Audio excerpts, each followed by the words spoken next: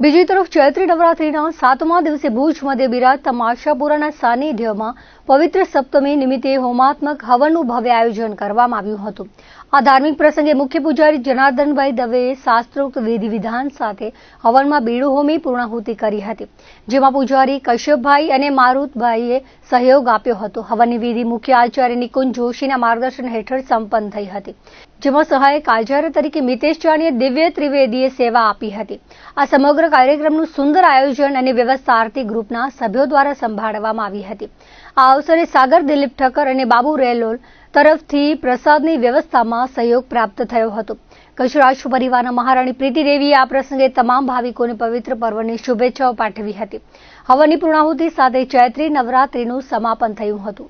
ચૈત્ર મહિનાની નવરાત્રી અને આઠમની નવરાત્રી એ માતાજીની ઉપાસના આરાધનાનું એક મહાપર્વ છે, જેના અનુસંધાને આજે 25 તારીખે આઠમના રાતના 9:30 વાગે હવન પ્રારંભ થશે અને રાતના 12:45 દીવો હોમાશે માતાજીના જય ઘોષ સાથે।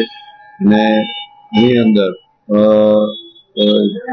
ગુરુદેવો ને સકરાદેવીની સ્તુતિ સાથે અને માતાજીના જય ઘોષ સાથે જે બીડું હોમવામાં આવશે।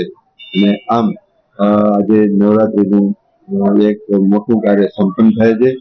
આવતીકાલે આઠમને દિવસે દરેક પોતાના ટેક ઉપાસના જે કરતા હોય એ માતાજીનો નિવેદ પ્રસાદ લઈ અને ટેક પૂર્ણ કરે છે।